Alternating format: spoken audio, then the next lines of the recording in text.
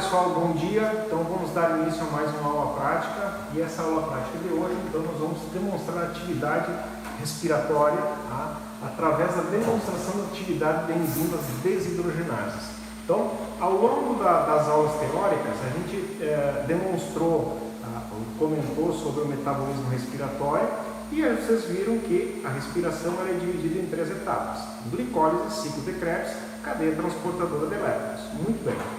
Nessas 3 fases, nós temos uma série de reações que são catalisadas por enzimas chamadas desidrogenases. São enzimas que catalisam reações de oxirredução, e elas estão presentes nas 3 fases da respiração, mas principalmente associadas ao ciclo de Krebs e à cadeia transportadora de elétrons. Então, qual é a relação da atividade dessas enzimas com a nossa prática de hoje?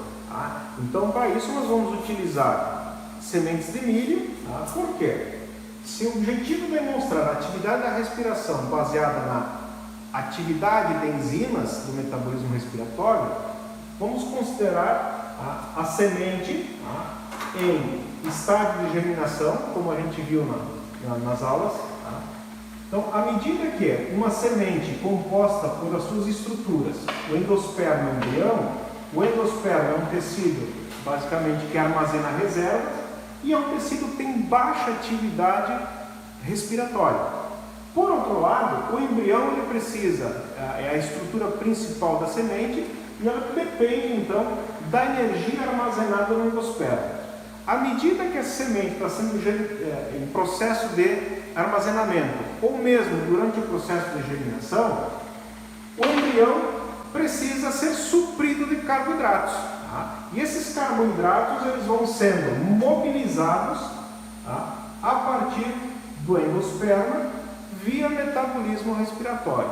Na medida em que ocorre demanda para o embrião, açúcares são degradados, então os carboidratos são degradados e são transportados até o embrião para manter a viabilidade fisiológica do embrião, ou então, durante o processo de germinação, essa energia ela vai ser necessária para permitir a divisão celular e o início da formação das estruturas, inicialmente a raiz e posteriormente o crescimento da estrutura da parte aérea até ocorrer a emergência e a planta iniciar a etapa de fotossíntese.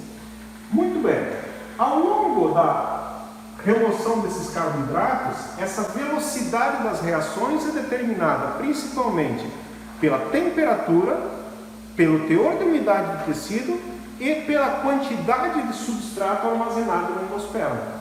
Então, nesse caso, o teste que nós vamos fazer hoje, ou a prática de hoje, ela visa demonstrar de que forma a presença de carboidratos, a qualidade fisiológica do embrião reage a essas condições de temperatura e umidade, e essa atividade da desidrogenase, que a gente realiza com um teste de viabilidade das sementes, ela permite estimar como está a qualidade fisiológica da semente em função da velocidade com que ocorrem reações de oxirredução de um determinado reagente em contato com o tecido vegetal. Então, em vivo, dentro da célula, as reações de oxirredução, elas ocorrem dependendo da demanda energética da célula. Então, o que acontece? Existem substratos orgânicos que vão sendo oxidados e, durante essa fase de oxidação, parte da energia é liberada ou para o poder redutor ou utilizada para a síntese de ATP. Então, as chamadas reações de oxirredução. Ok? Então, o que ocorre efetivamente do ponto de vista da atividade dessas enzimas desidrogenases associadas ao metabolismo respiratório? Então, vamos demonstrar isso agora na sequência.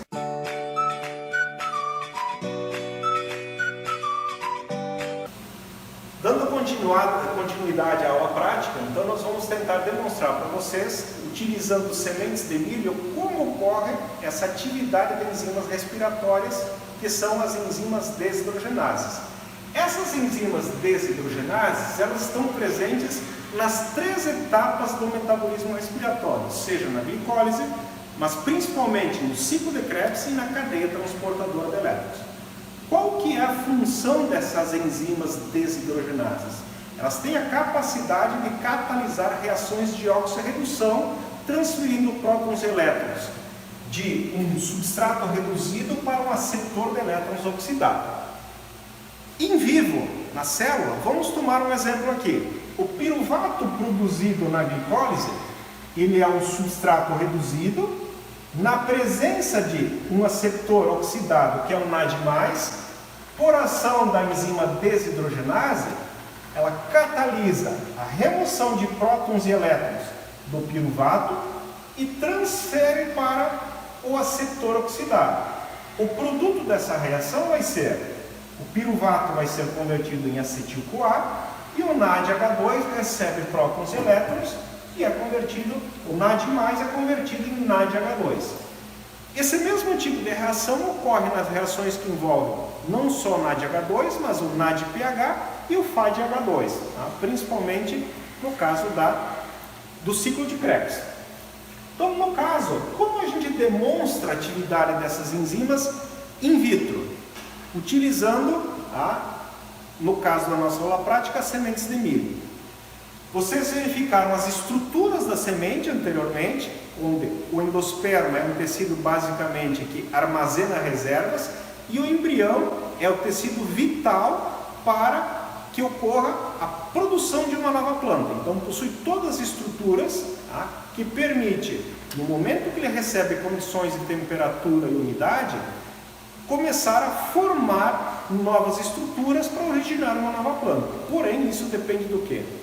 Da energia dos substratos de reserva, que elas vão sendo remobilizadas pelo metabolismo respiratório para produzir energia para fomentar esse processo de divisão celular que leva ao crescimento e desenvolvimento.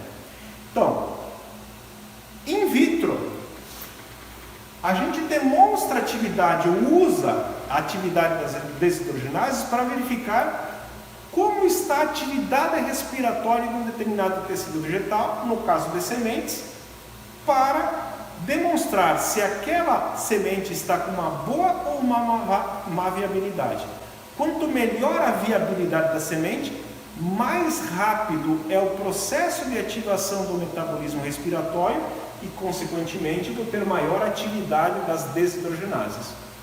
Se eu utilizar algum método que permita estimar a velocidade com que essas enzimas estão funcionando, isso me dá um indicativo de como está o andamento do metabolismo respiratório, ou seja, qual é a intensidade da respiração daquele tecido, e isso tem uma relação direta com a qualidade fisiológica do tecido.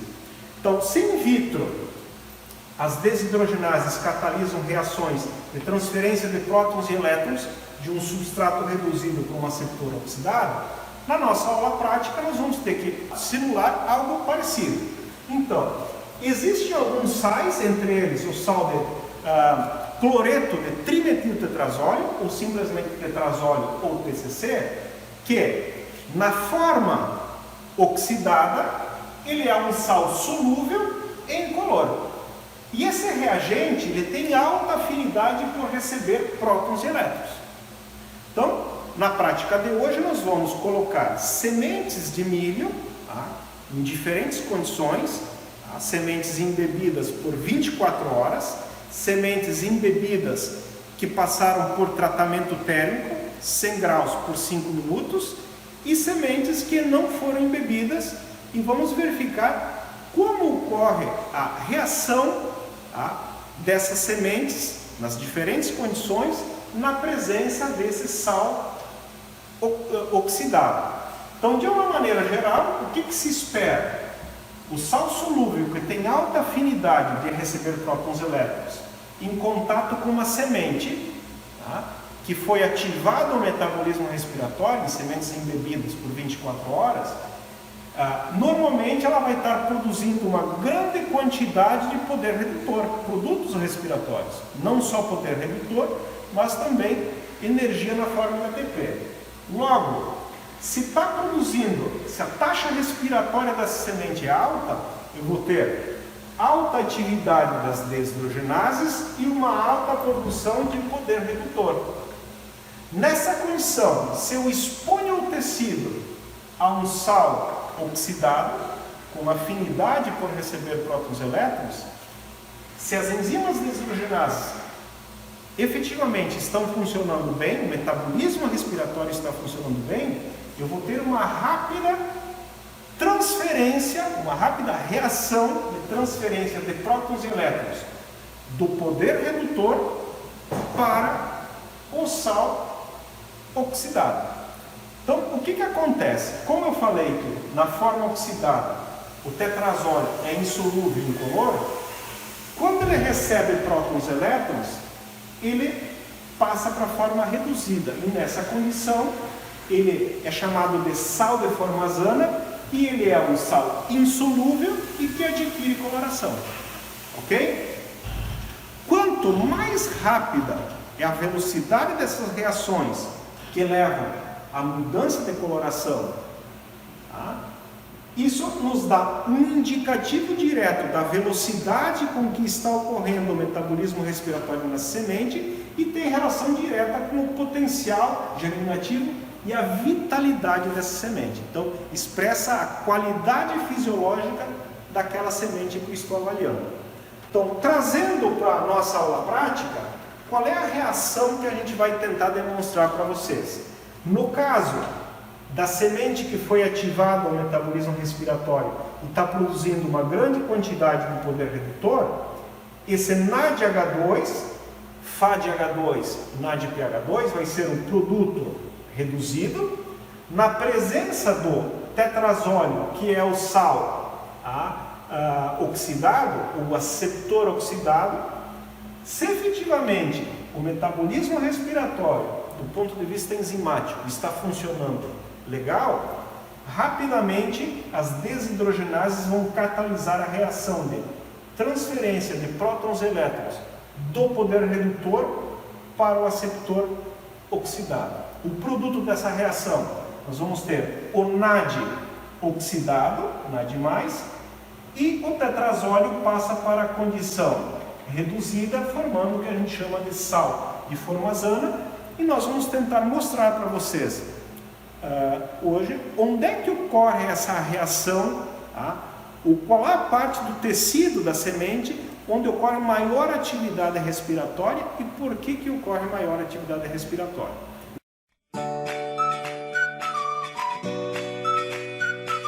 Pessoal, então dando continuidade, aqui nós temos o material que nós vamos utilizar na aula prática, que são sementes de milho.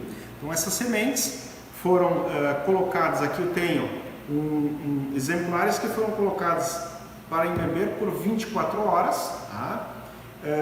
Uma parte dessa semente embebida por 24 horas foi mantida aqui e outra parte foi fervida por 5 minutos.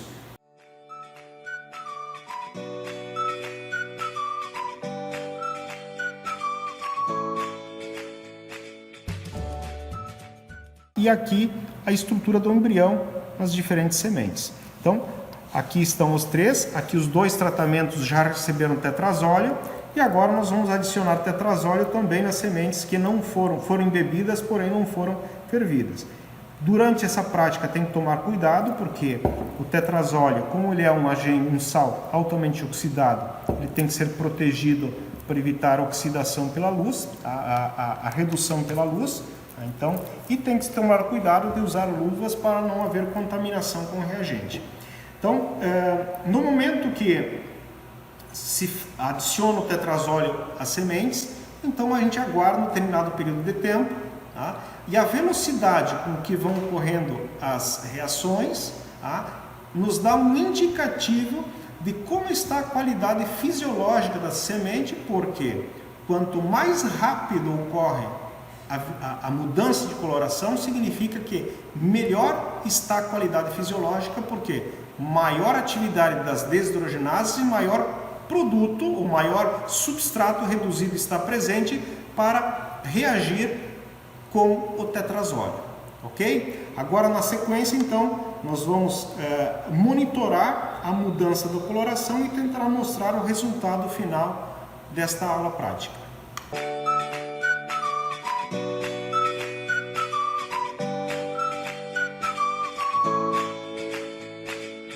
Muito bem, pessoal, então continuando, gostaria de somente deixar bem claro que esse teste de tetrazóleo ele é bastante utilizado em laboratórios que fazem análise de sementes e ele é utilizado então para demonstrar a viabilidade de lotes de semente para ser utilizados para tal finalidade, ou seja, para verificar se aquele lote de sementes está com boa capacidade germinativa e boa qualidade fisiológica para ser utilizado como semente. Porém, é importante destacar que para cada tipo de semente existe um protocolo específico para ser utilizado do ponto de vista do tempo de embebição da semente, a concentração do tetrazóleo utilizado, bem como o tempo de avaliação da reação para identificar o resultado final. Então observem aqui o resultado obtido nos 3 tratamentos.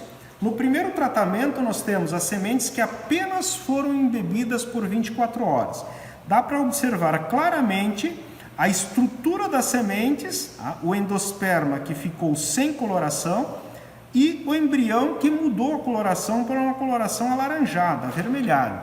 Então o que isso significa? Que a maior atividade das enzimas desidrogenases está presente no embrião, como era de se esperar. Por quê? É o tecido ou a estrutura da semente onde tem maior atividade metabólica. Por outro lado, o endosperma, como ele é um tecido de armazenamento de reservas, um tecido triploide, ele tem nenhuma ou baixa atividade de enzimas desidrogenases. Porém, ele é um tecido que armazena e tem as enzimas que vão degradando esse amido, e esse produto da degradação do amido, principalmente açúcares mais simples como glicose e frutose, vão sendo transportados em direção do embrião para suportar o metabolismo respiratório que vai levar o quê? A processo de germinação, ok? Quanto mais rápida é a mudança dessa coloração, significa que é melhor a qualidade fisiológica dessa semente. Por outro lado, observem aqui no tratamento 2, onde as sementes foram embebidas por 24 horas, porém foram fervidas por 5 minutos. Observem que não existe nenhuma mudança na coloração, mesmo na presença de tetrazóleo. Por quê? Isso demonstra que o processo de aquecimento leva à desnaturação enzimática e, consequentemente, das desidrogenases, e mesmo na presença do sal oxidado, não existe a enzima ativa para promover a reação de oxirredução. No terceiro tratamento, onde as sementes não foram embebidas, dá inclusive para observar que a gente fez um corte diferente dos demais tratamentos, em função da semente não estar embebida, ela tem uma consistência mais dura. Observem também que no período de 15 minutos, 10 a 15 minutos, não houve uma diferença na coloração do embrião. Por quê? Por ela estar com baixa atividade em água, ou seja, baixo conteúdo de água, o metabolismo respiratório do embrião é bastante reduzido, tá? Comparado àquelas sementes que, mesmo as sementes que foram embebidas por 24 horas. A questão é, vai ocorrer mudança de coloração nas sementes que não foram embebidas? Se nós deixarmos aqui por um longo período de tempo, obviamente que vai ocorrer mudança de coloração, porém essa mudança ela é muito respiratória e menor, tendo menos substrato reduzido, no caso o poder redutor, e menor atividade das desidrogenases. Ok? Então, a prática de hoje era isso, espero que vocês tenham gostado. E não deixem de responder os questionários sobre todas as aulas práticas que vão estar disponíveis no e-aula, que faz parte da avaliação. Um grande abraço e vejo vocês por aí.